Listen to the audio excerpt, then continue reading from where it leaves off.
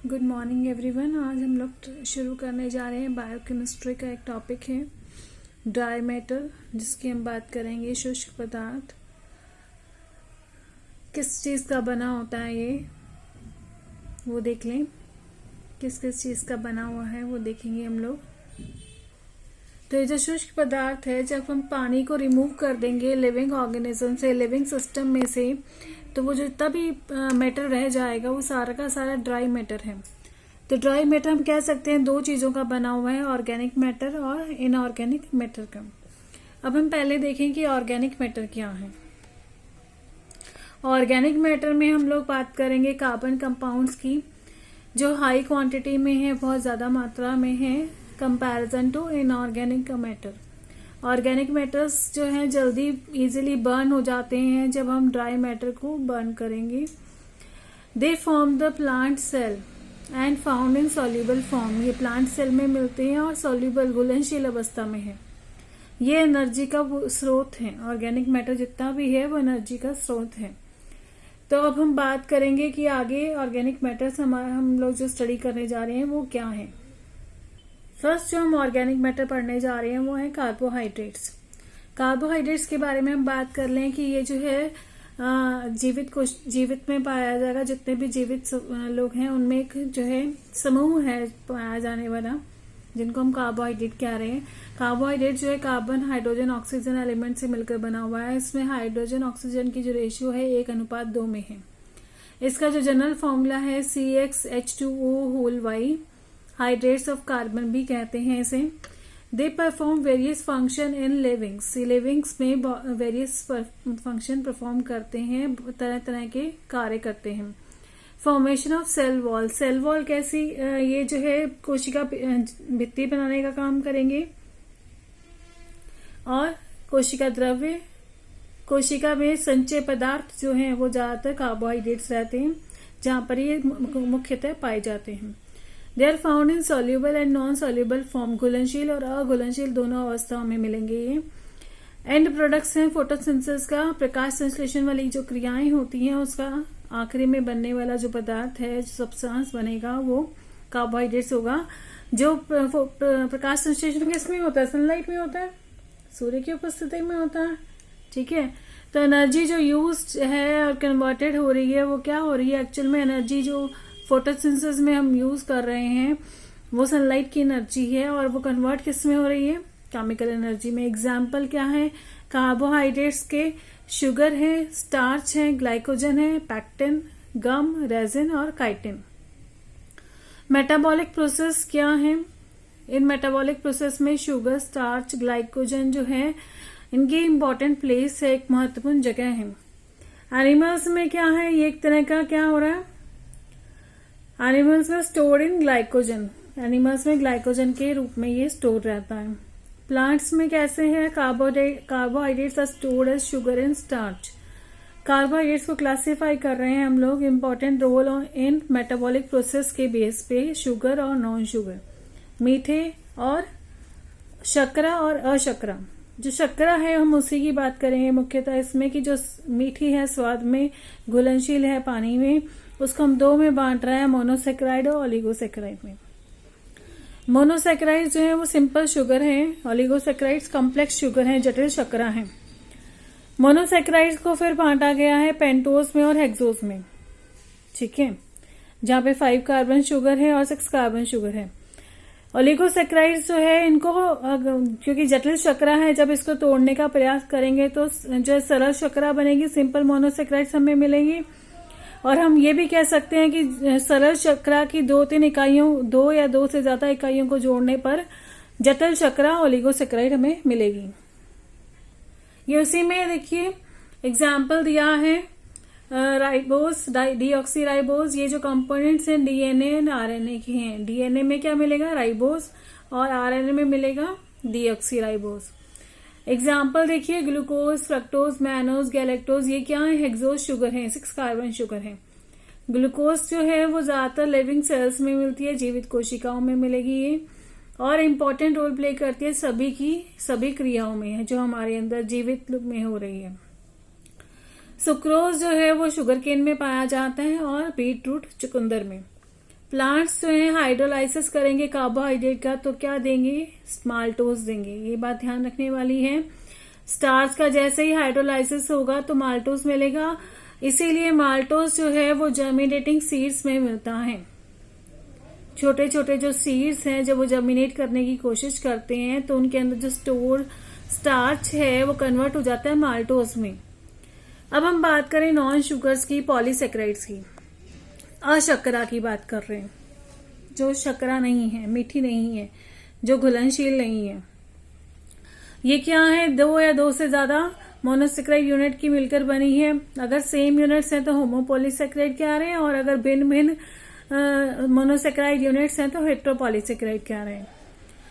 ठीक है, अब जैसे ये एग्जांपल लिया है S dash S dash S dash, similar units हैं, यहाँ कुछ अलग हो जाएंगी तो वो हेट्रोपॉलीसेक्राइड हो जाएंगी। मोस्ट जितनी भी होमोपॉलीसेक्राइड हैं ये स्टोर्ड फॉर्म में प्रेजेंट रहती है। Example starch, glycogen, inulin. Inulin जो है found in trace amount and is soluble in water. Inulin जो है उसके बारे में यहाँ ध्यान देने वाली बात है कि ये बहुत ट्रेस अमाउंट में, मतलब कहीं कहीं मिलता है, और घुलनशील अवस्था है, पानी में घुलनशील है ये। इनुलिन जो है made up of repeated units of fructose. Fructose की इसकी जो मोनोमर यूनिट है वो फ्रक्टोज है। फ्रक्टोज की कई सारी इकाइयां मिलकर के इनुलिन बनाती हैं। ये एक तरह का होमोपॉलीसेक्राइड है। कुछ पॉलीसेक्राइड्स जो है इंपॉर्टेंट रोल प्ले कर रहे हैं सेल वॉल फॉर्मेशन में, कोशिका भित्ति निर्माण में मुख्य भूमिका निभा रहे हैं। फिर कुछ ऐसे भी हैं they play important role in metabolic process. Metabolic process में इंपॉर्टेंट रोल प्ले कर रहे हैं। Example cellulose, hemicellulose, pectin, chitin, gum, mucilage, glycosides, ये सब एग्जाम्पल हैं। ये किससे बने हुए, कार्बन, हाइड्रोजन, ऑक्सीजन से, लेकिन ये जो है but not called as end products. End products नहीं कह रहे हैं इन्हें। कार्बोहाइड्रेट मेटाबॉलिज्म के, ये सब कार्बोहाइड्रेट मेटाबॉलिज्म में कहीं ना कहीं बीच में बनेंगे। यहाँ पर बात कर रहे हैं हम ओलिगोसेक्राइड्स की, जो 1 से 2 से ज्यादा यूनिट से मिलकर बने हैं मोनोसेक्राइड की। इनमें क्या है, 2 तरह की ग्लाइकोसिडिक लिंकेज मिलेगी, एन ग्लाइकोसिडिक लिंकेज और ओ ग्लाइकोसिडिक लिंकेज। केमिकल नेचर, रासायनिक इसके स्वभाव के आधार पर इसको 2 तरह में बांटा गया है, रिड्यूसिंग शुगर और non reducing sugar. Reducing sugars कौन कौन सी हैं वो देखें। रिड्यूसिंग शुगर जो है वो है जिसमें फ्री एल्डिहाइड और कीटोन ग्रुप मिलेगा, और नॉन रिड्यूसिंग कौन सी है, जिसमें कोई भी फ्री एल्डिहाइड और कीटोन ग्रुप नहीं मिल रहा है।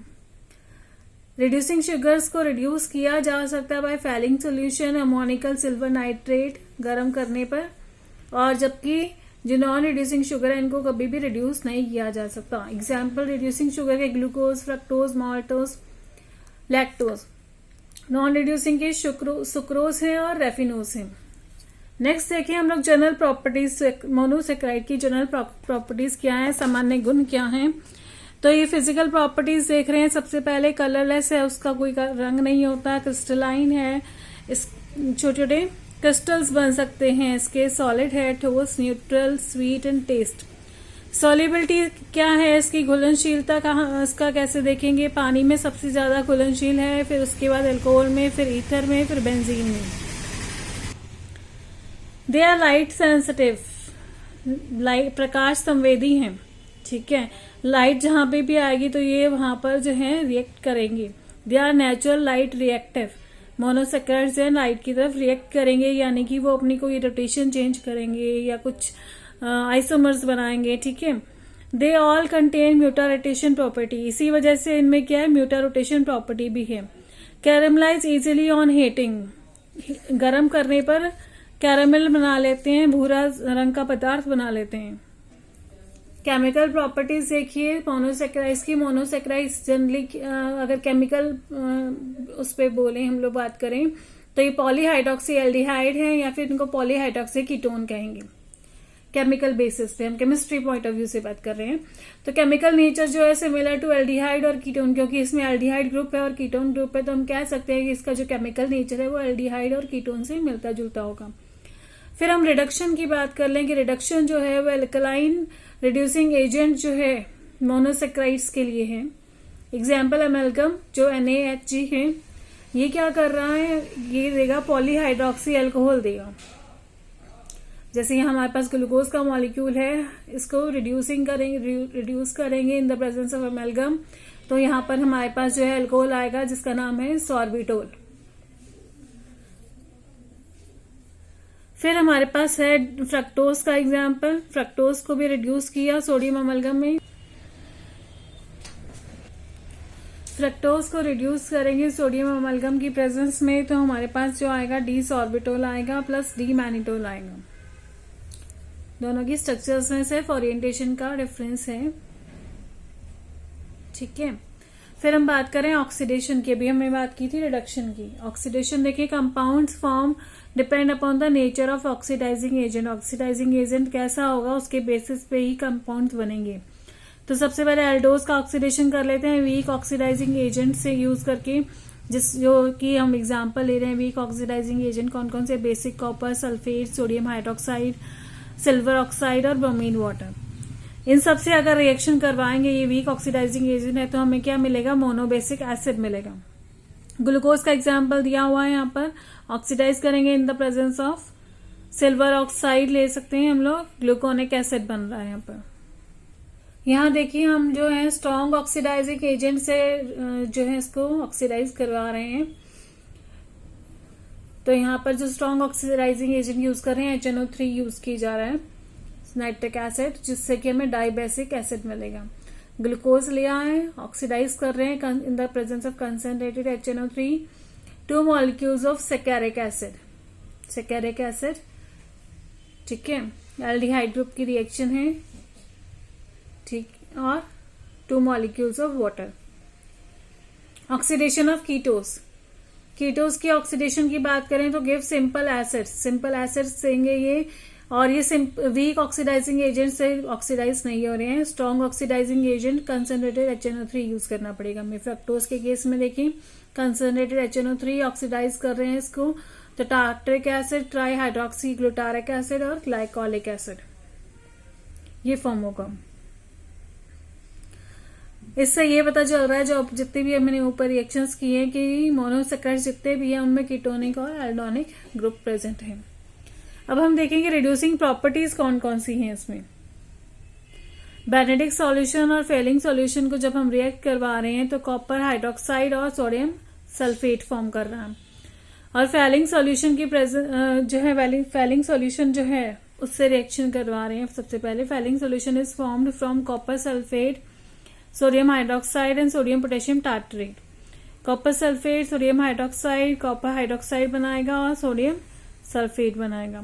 कॉपर हाइड्रोक्साइड को दोबारा से जो है ये डिसोसिएट हो रहा है कॉपर ऑक्साइड और वाटर में। अभी जो क्यूप्रस ऑक्साइड फॉर्म हुआ था ये रिएक्ट करेगा ग्लूकोज से फ्रक्टोज से अलग अलग। तो ग्लूकोज से रिएक्शन देखेंगे तो यहाँ पर gluconic acid plus cuprous oxide red PPT की फॉर्मेशन होगी, ठीक है। यहाँ पर देखिए फ्रक्टोज से रिएक्ट करवाएंगे कॉपर ऑक्साइड की, तो यहाँ पर trihydroxy butyric acid, glycolic acid और cuprous oxide red PPT form कर रहे हैं। नेक्स्ट हम रिएक्शन दे रहे हैं टॉलेंस रिएजेंट के साथ, जो AgNO3 प्लस अमोनियम हाइड्रोक्साइड से रिएक्ट करके सिल्वर हाइड्रोक्साइड और अमोनियम नाइट्रेट। जो सिल्वर हाइड्रोक्साइड है ये फिर से डिसोसिएट होगा सिल्वर ऑक्साइड एंड वाटर में। यहाँ पर ये जो सिल्वर ऑक्साइड है ये रिएक्ट करेगा यहाँ पर ग्लूकोज और फ्रक्टोज से इंडिविजुअली अलग अलग, ठीक है। ग्लूकोज जो है सिल्वर ऑक्साइड से रिएक्ट करेगा तो यहाँ पर ग्लूकोनिक एसिड और सिल्वर मिरर। फ्रक्टोज जब सिल्वर ऑक्साइड से रिएक्ट करेगा तो यहाँ पे ग्लाइकोलिक एसिड और ट्राइहाइड्रोक्सी ब्यूटारिक एसिड, ठीक है। नेक्स्ट हम लोग बात कर लें इसमें D and L forms of monosaccharides. Monosaccharides की डी एंड एल फॉर्म्स कौन कौन सी हैं। नॉमेनक्लेचर जो कन्वेंशन ऑफ नॉमेनक्लेचर है वो 1906 में बताया गया था, जिसमें बताया गया था कि form of glyceraldehyde whose asymmetrical carbon has a hydroxyl group projecting to the right is designated as a D configuration. जिसमें हाइड्रोक्सिल ग्रुप जो है राइट की तरफ है तो उसको डी कॉन्फिगरेशन कह रहे हैं, और यही हाइड्रोक्सिल ग्रुप अगर लेफ्ट की तरफ चला जाएगा तो उसको एल कॉन्फिगरेशन कह रहे हैं। तो ये डी एंड एल कॉन्फिगरेशन है इसकी, और ये ग्लिसरॉल्डिहाइड में ही मिलती है ज्यादातर। म्यूटारोटेशंस की बात कर लें। म्यूटारोटेशन किसी प्रकार सक्रिय विलयन की विशिष्ट गुण अथवा भ्रामकता में परिवर्तन को म्यूटारोटेशन कहते हैं। इस प्रक्रिया की खोज सर्वप्रथम किसने की थी? ड्यूब्री-नॉट ने की थी 1896 में। ये 1896 है।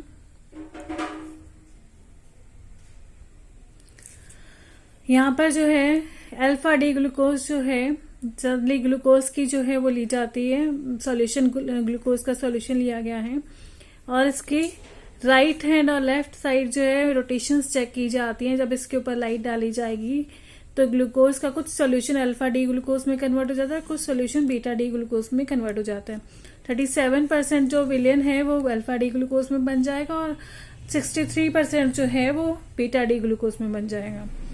टार्नेट ने भी विभिन्न दशाओं में डी ग्लूकोज के 2 रूप बताए हैं, अल्फा बीटा 2 बताए हैं और इसके लिए जो है 1926 में बताया गया था। और लारी के अनुसार भी इसने अल्फा और बीटा 2 बताए हैं। क्या है वो? कि वो उनका कहने का तात्पर्य है कि बीच में किसका एल्डिहाइड बी बनता है, एल्डिहाइडोल इंटरमीडिएट बनता है, मध्यस्थ बनता है बीच में, और एक तरफ अल्फा ग्लूकोज बनता है तो दूसरी तरफ बीटा ग्लूकोज बनता है। Mutarotation is the change in the optical rotation because of the change in the equilibrium between two anomers when the corresponding stereocenters interconvert. किसी पर्टिकुलर सॉल्यूशन में जब इक्विलिब्रियम चेंज होता है, एक स्थायित्व की जो पोजीशन होती है वो चेंज हो जाए और वो अपने किसी 2 एनोमर्स के बीच में चेंज इंटरकन्वर्ट करता रहे तो उसको क्या कह रहे हैं? म्यूटारोटेशन कह रहे हैं। म्यूटारोटेशन अकर्स, जो म्यूटेशन है mutarotation it occurs when anomeric position जो C1 है changes its configuration between alpha and beta form in the solution. Alpha और बीटा फॉर्म के सॉल्यूशन में जो एनोमेरिक पोजीशन है कार्बन की वो बार बार चेंज होती रहे। तो उसके लिए क्या है? Carbohydrates undergo ring opening to form aldehyde form and reforms into a closed ring. ये देखिए ए साइक्लिक एल्डिहाइड है। एल्डिहाइड जो है अल्फा डी ग्लूकोज, अल्फा क्यों कह रहे हैं? क्योंकि एच की पोजीशन ऊपर है। बीटा इसलिए कह रहे हैं क्योंकि यहाँ एच नीचे है। यहाँ करेक्शन कर लीजिए, करेक्ट भी किया हुआ है, एच नीचे है, ओ एच ऊपर है। ठीक है, तो आप ध्यान रखेंगे अल्फा जब भी बनाएंगे तो एच ऊपर रहेगा, बीटा जब भी बनाएंगे तो एच को हम नीचे रखेंगे कार्बन नंबर फर्स्ट पोजीशन पर। C1 पोजीशन पर जब भी ये जो है विलियन फॉर्म में रहता है तो अल्फा और बीटा के फॉर्म कैसे बनेगी? अल्फा और बीटा फॉर्म्स बताई हैं। यहाँ देखिए स्ट्रक्चर्स ऑफ मोनोसेक्राइड्स दिखाएंगे। फर्स्ट है 3 कार्बन शुगर, डी ग्लिसरल्डिहाइड और एल ग्लिसरल्डिहाइड। ठीक है, डी इसलिए कि एच पोजीशन हमने left side, O H right side. यहाँ पर एल पोजीशन इसलिए कि हमारा ओ एच लेफ्ट साइड और एच राइट साइड। नेक्स्ट देखिए टेट्रोस पोजीशन जिसमें 4 कार्बन दिए हुए हैं, 1 2 3 4, डी 3 ओज दिखाया है। सेकेंड पोजीशन में हमने OH पोजीशन लेफ्ट साइड रखी है। यहाँ पर देखिए 1 2 3 4 डी रेथ्रोस। पेंटोस की बात करें, पेंटोस में सबसे पहले हम लोग यहाँ से बात करते हैं डी राइबोस से। इसमें सब तरफ HOH HOH HOH किया हुआ है। 1 2 3 4 5 कार्बन है हमारे पास पेंटोज में। डी अरेबिनोज में सेकेंड पोजीशन हमने कायरल कार्बन बनाया है जिसमें हमने OH की पोजीशन चेंज की है, बाकी सब एज इट इज है डी अरेबिनोज में। डी जाइलोज में हमने थर्ड पोजीशन पर चेंज किया है OH तो डी जाइलोज। यहाँ पर देखिए हमने सेकेंड और थर्ड दोनों पोजीशन पर OH चेंज किया है तो यहाँ पर डी लाइजोज। फिर हमारे पास हेक्सोज शुगर्स हैं, उसमें सबसे पहले हम लोग बात करेंगे। सबसे पहले हम लोग हेक्सोज शुगर में 6 कार्बन में 1 2 3 4 5 6। ठीक है, सब में HOH है तो ये डी एलोज। फिर उसके बाद जो है सेकेंड पोजीशन पे हमने HOH की पोजीशन चेंज की है तो ये क्या होगा? डी एल्टोज। यहाँ पे मैंने ब्रैकेट में 0 2 इसलिए लिखा है कि यहाँ पे 0 मीन्स कहीं पर भी HOH की पोजीशन चेंज नहीं हुई है। 2 मीन्स सेकेंड कार्बन पर मैंने सिर्फ HOH की पोजीशन चेंज की है। नेक्स्ट देखिए थर्ड कार्बन पर जब चेंज करेंगे तो ये क्या बनेगा? D glucose. उसके बाद सेकेंड और थर्ड दोनों कार्बन पर चेंज की हुई है पोजीशन तो डी मैनोज। फिर हमने 4th कार्बन पर चेंज किए तो ग्लूकोज, फिर हमने 2nd और 4th कार्बन पर चेंज किए तो डी आयोडोज, फिर 3rd और 4th पर किए तो गैलेक्टोज, और 2nd, 3rd, 4th पर चेंज कर रहे हैं हम लोग तो टी टैलोज, डी टैलोज बनेगा। रिंग स्ट्रक्चर्स देख लें पेंटोज की, यहाँ पर बीटा डी राइबोज बनाया हुआ है। फर्स्ट कार्बन यहाँ है, 1st, 2nd, 3rd, 4th and 5th। ठीक है, तो फर्स्ट पोजीशन पर OH, OH ऊपर है तो ये बीटा डी राइबोज हुआ। यहाँ पर beta D 2 deoxy ribose sugar की बात कर रहे हैं तो 2 डीऑक्सी है तो यहाँ पर सेकेंड पोजीशन पर OH यहाँ था एक, वो निकल जाएगा, डीऑक्सी राइबोज है। यहाँ देखिए राइबोज में और इसमें क्या डिफरेंस है। ठीक है, नेक्स्ट हम लोग देखें ओपन चेन और an pyranose ring structures of hexose sugar. Hexose sugar की स्ट्रक्चर्स देख रहे हैं।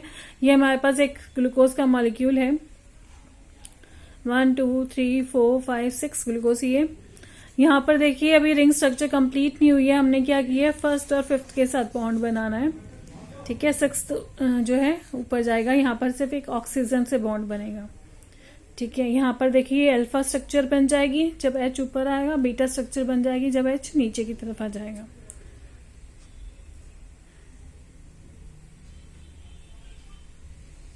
नेक्स्ट हम लोग डिस्कस करने जा रहे हैं स्ट्रक्चर्स ऑफ डाइसैकेराइड्स। डाइसैकेराइड्स की स्ट्रक्चर्स क्या है, इसमें कुछ स्ट्रक्चर्स हम डिस्कस करेंगे। जैसे माल्टोज एक रिड्यूसिंग शुगर है, इसका ये जो मेन है कॉन्स्टिट्यूएंट ऑफ स्टार्च है, स्टार्च में ज्यादातर माल्टोज पाई जाती है। अभी जर्मिनेटिंग ग्रेन्स का एग्जाम्पल हमने लिया था। इसकी 2 मोनोमर यूनिट कौन कौन सी है, अल्फा डी ग्लूकोज और अल्फा डी ग्लूकोज। लिंकेज कौन सी है, अल्फा 1,6 ग्लाइकोसिडिक लिंकेज। तो 1 पोजीशन एंड 6 पोजीशन। ठीक है, एक की 1 पोजीशन यहाँ है तो एक की 6 पोजीशन यहाँ।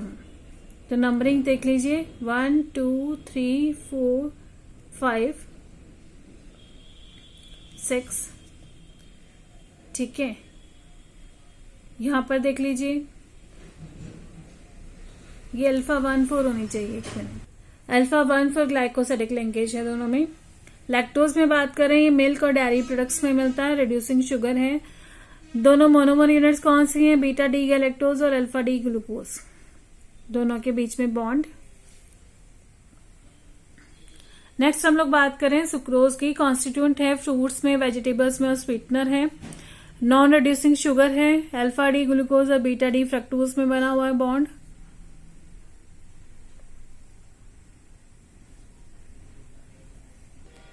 तो आज के लिए सिर्फ इतना ही। आप सभी से रिक्वेस्ट है कि आप वीडियो को लाइक कीजिए और चैनल को सब्सक्राइब कर लीजिए। चैनल को सब्सक्राइब करेंगे तो आपको लेटेस्ट